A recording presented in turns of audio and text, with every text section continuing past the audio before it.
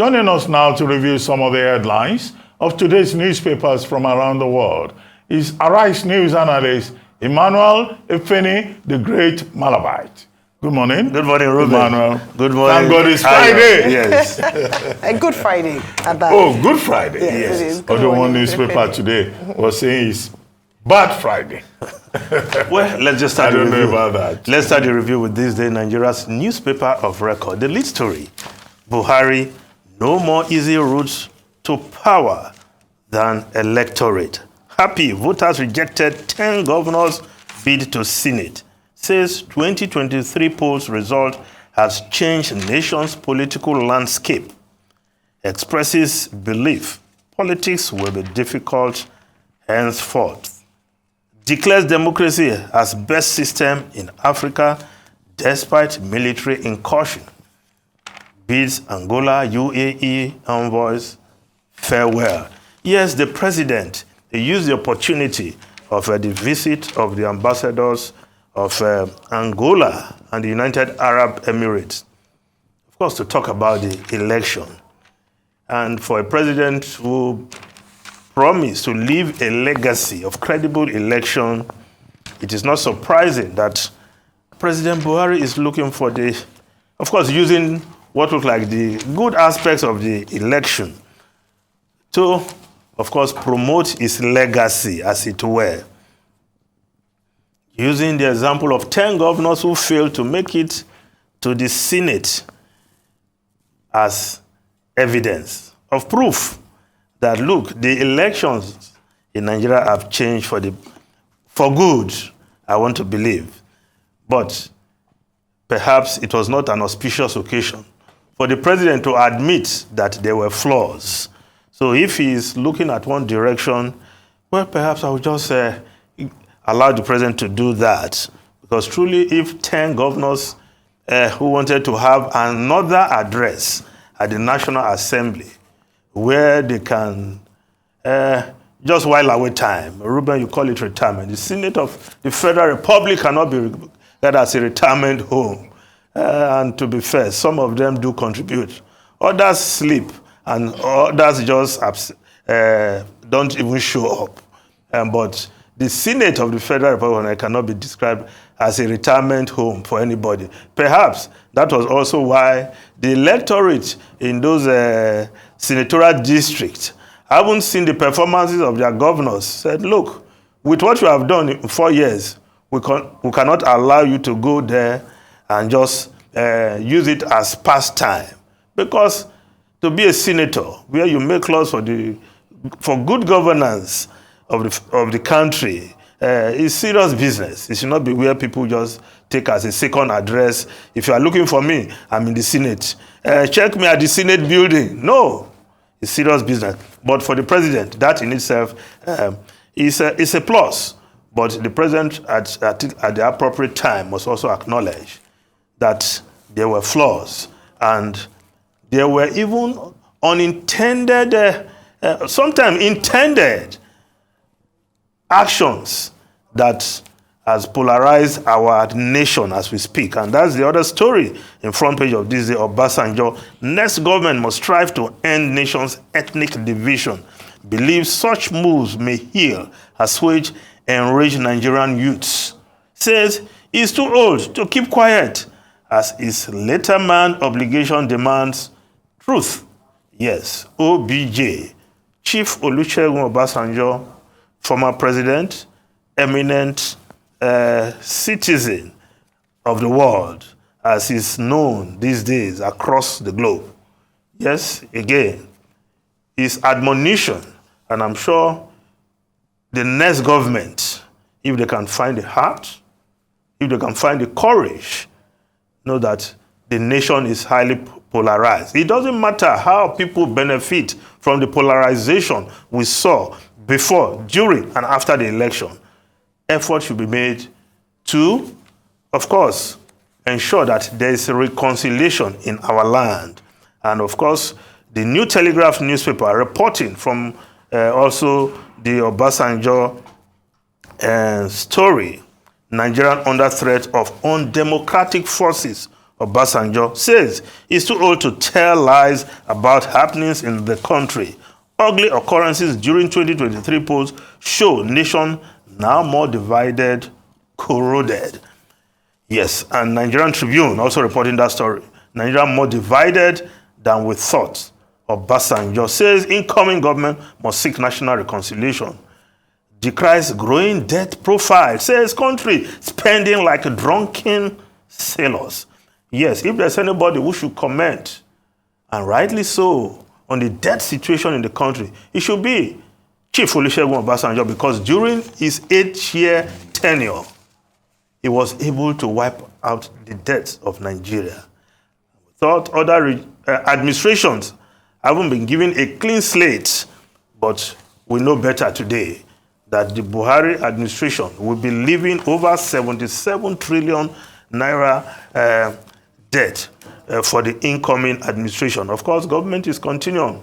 Luckily, it's the same party if nothing changes before May 29. Now, the Vanguard newspaper, Labour, NECA, NYCN rejects subsidy removal palliatives. Yes, Labour, Nigerian Labour Congress, even the Trade Union Congress have joined the fray to say, look, the government is on its own with this palliative they talked about. The Northern Youth Council of Nigeria are also rejecting the subsidy removal as well as the palliative. So for the government, a lot to do as to the issue of removal of fuel subsidy. Now, the Daily Trust newspaper, also the same story, subsidy removal, expert flays federal government's $800 million palliative, says amounts to just 6% of 6 trillion naira annual subsidy. It will be 2,000 naira one-off support per citizen.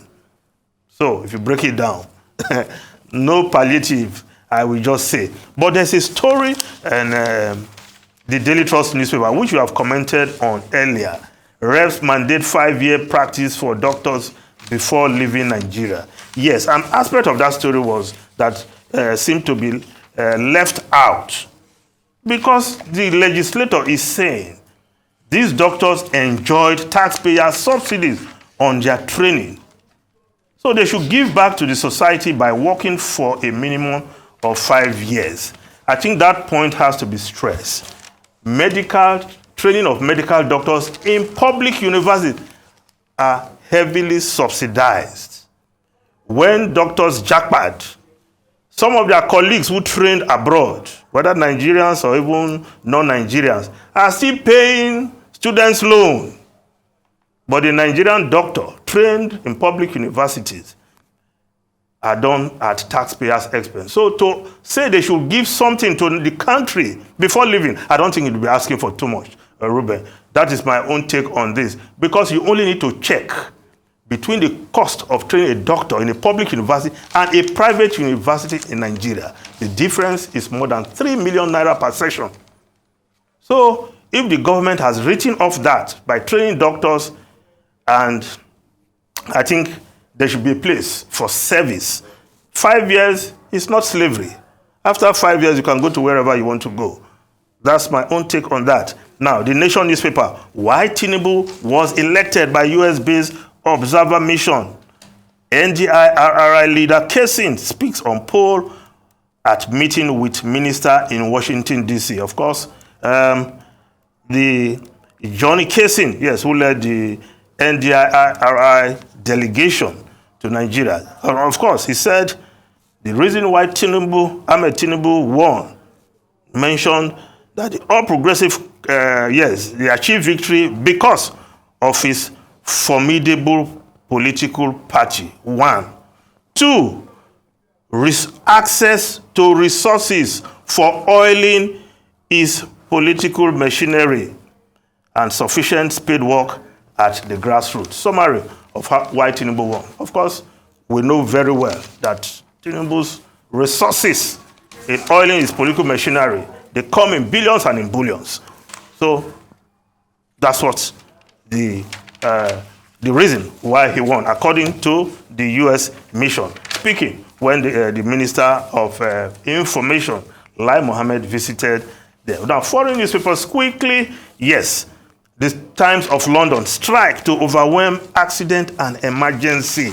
Yes, half of doctors will be missing during the 4-day strike walkout, which will take place next Tuesday. Medical chiefs, they are voicing fear about the safety of patients. And Professor Philip Banfield, the chair of the British Medical Association, is saying that unless something is done, the walkout will include consultants and junior doctors. Well, very quick response, Emmanuel Efene, Yes. just to manage time. One, education. The right to education is a fundamental right. It's not a privilege. So when you say government subsidizes people who attend public universities, well, it's their right. Okay? And the argument about the funding of education is a big argument in Nigeria. You can't say that those who study medicine should be sworn into bondage for 5 years just because they went to public universities, as you distinguished. If they didn't sign any bond with the Nigerian government and they have paid the stipulated fees, they can go wherever they like. And another thing is that, in fact, the Nigerian Medical Students Association, NIMSA, it is called, they've already said, no, this is unacceptable to them. And they made one point in the statement that they have issued now, that, in fact, you will discourage medical education. So who wants to study medicine if the sentence is that after getting the education, you will spend 5 years in Nigeria? What if you have dual nationality, which Nigeria provides for, and you want to go Why don't elsewhere? you go to the other nationality? You can. There are many Nigerians who are going to other countries where they are paying students to loan. go and study medicine. Finally, Taking students loan and paying finally, students one loan. other story that I think is of interest is, King Charles III providing support for a study by Camilla Cronin, a student, a PhD student, into the connections between the royalty, the royal house of England, and the heritage of slavery, and saying that, look, the British monarchy will be prepared to pay reparation. Well, that would be a lot of reparation, considering the size of the British Raj, the British Empire. But it's important to see that the monarchy in England is also joining this argument, this conversation about the heritage of slavery and reparation. Yes, just one thing I'd like to say, and that's on the cover picture of this day, and that brings to mind again what's going on, where Buhari receives outgoing UAE ambassador. And here we have the Minister of Foreign Affairs, Jeffrey Oyema, also in that picture. And you want to understand the kind of conversations they are having, bearing in mind the plight of Nigerians in the UAE, especially the fact that with regards to work visas, they haven't been able to apply for that. You just returned from the UAE. Yes, so I'm advocating, because they actually asked us to do so, Yeah. that their stories are being told and they're going through a lot, and the Nigerian government doesn't seem to be protecting their interests. So when we see this kind of picture where it looks like all is good, it's important to highlight the fact that there's a lot happening there that they need to address. But we have a diaspora commission. What are they doing? That's the question they asked us. Well, Well, thank you so very much, Mr. Emmanuel Efene.